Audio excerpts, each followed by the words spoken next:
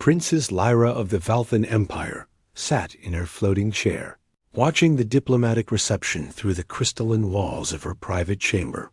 Below, ambassadors from dozens of worlds mingled in the grand hall, their conversations creating a symphony of alien languages. Yet none approached her quarters.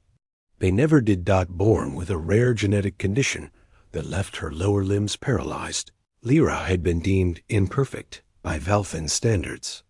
Her people valued physical prowess above all else, believing that weakness in the body reflected weakness in the soul. Despite her brilliant mind and natural leadership abilities, potential suitors had rejected her one by one, unwilling to accept a flawed princess as their mate.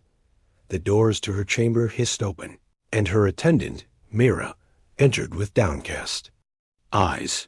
"Your Highness, Ambassador Krell of the Thorian hegemony has declined your father's proposal. He stated that he requires a mate capable of bearing strong warriors." Lyra's three-fingered hands clenched the armrests of her chair. Of course he did. The same excuse they all give. She turned away from the window. "Tell my father I will not be attending tonight's feast." As Myra departed, Lyra retreated to her private garden, a sanctuary filled with luminescent flowers from across the galaxy. Here, among the gentle glow of the moon blossoms, she could forget the constant reminder of her perceived inadequacy. She was examining a particularly beautiful specimen when footsteps approached. Expecting Myra, she didn't look up until an unfamiliar voice spoke. "Those are incredible. We have nothing like them on Earth." Lyra spun her chair around to face a bipedal figure in simple diplomatic attire. The being had pale skin, brown hair, and kind eyes behind corrective lenses. A human, she realized, one of the newer species to join the galactic community. "You shouldn't be here," Lyra said, though her tone lacked conviction. "This is a private area." The human smiled, seemingly unbothered by her words. "I apologize, Your Highness. I'm David, part of the Earth delegation. I got lost looking for the restroom and found this beautiful garden instead." He gestured to the flowers. "I hope you don't mind me saying, but your garden is the most peaceful place I've encountered since arriving." Something in his manner disarmed her usual defenses. "You're not afraid of me?" David looked genuinely puzzled. "Afraid? Why would I be afraid of you?" "Because I'm—" Lyra hesitated, then gestured to her chair. "Because I'm broken, imperfect. Surely your species has similar prejudices." The human's expression grew serious. "Some do, unfortunately. But where I come from, we've learned that a person's worth isn't determined by their physical abilities. Some of our greatest leaders, scientists and artists, have had disabilities." He paused. "May I sit? I'd like to hear more about these flowers." For the first time in years, Lyra found herself engaged in genuine conversation. David listened intently to her explanations about the various plants, asking thoughtful questions and sharing stories of Earth's botanical wonders. He spoke of humans who had changed their world despite, or perhaps because of, their physical challenges. "There was a scientist named Stephen Hawking," David explained. "He couldn't walk or even speak without assistance, yet he unlocked secrets of the universe that eluded perfectly healthy individuals for centuries." "Your people honor such individuals?" Lyra asked, incredulous. "The wise ones do.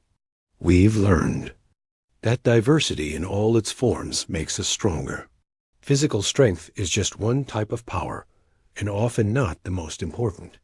Their conversation was interrupted by the arrival of Prince Xander, Lyra's brother and heir to the throne. His expression darkened upon seeing the human. "Sister, what is this creature doing in your private quarters?" David stood, offering a respectful bow. "Prince Xander, I presume. I was just admiring your sister's remarkable garden and learning about her extensive botanical knowledge." Xander's forearms crossed defensively. "My sister is not available for casual conversation with foreign diplomats." "Xander, please," Lyra interjected. David was merely being kind. But her brother had already activated his communicator, summoning guards to escort David away. As the human was led from the garden, he called back, "Perhaps we could continue our conversation tomorrow, Princess. I'd love to learn more about those moon blossoms." That night, Lyra couldn't sleep. No one had ever shown genuine interest in her thoughts, her passions, her mind. They saw only her disability, the chair that confined her legs, but never her spirit. The next day, David returned, this time with official permission to tour the botanical gardens.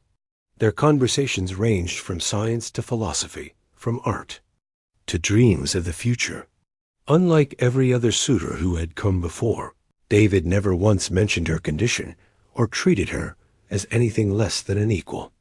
"Can I ask you something?" Lyra said during one of their walks through the garden. "Of course. Why do you spend time with me? You could be networking with powerful ambassadors, securing trade deals for your world." David stopped beside a fountain, where bioluminescent fish swam in lazy circles. "Because I enjoy your company. You're intelligent, passionate, and kind. You see beauty in small things and have wisdom beyond your years." He turned to face her. "Frankly, I think anyone who rejected you because of your chair is a fool who missed out on knowing an extraordinary person." Tears formed in Lyra's eyes. "But I cannot give you strong children, cannot stand beside you in battle, cannot—" "Lyra," David interrupted gently. "Where I come from, partnerships are about love, respect, and shared dreams. Physical perfection has nothing to do with it." He knelt beside her chair, taking her hand. "If you're asking whether I care about your disability, the answer is no. If you're asking whether I care about you, the answer is yes. You would truly want to be with someone like me?" David's smile was radiant. "I can't imagine wanting to be with anyone else. The question is, can we be together? Would you want that?" For the first time in her life, Princess Lyra felt truly seen, truly valued, truly loved. She squeezed his hand, her voice strong with newfound hope. "Yes, David of Earth, I would want that very much." Their union would eventually bridge not just two hearts, but two worlds, proving that humanity's greatest strength lay not in their bodies, but in their capacity to see worth where others saw only weakness.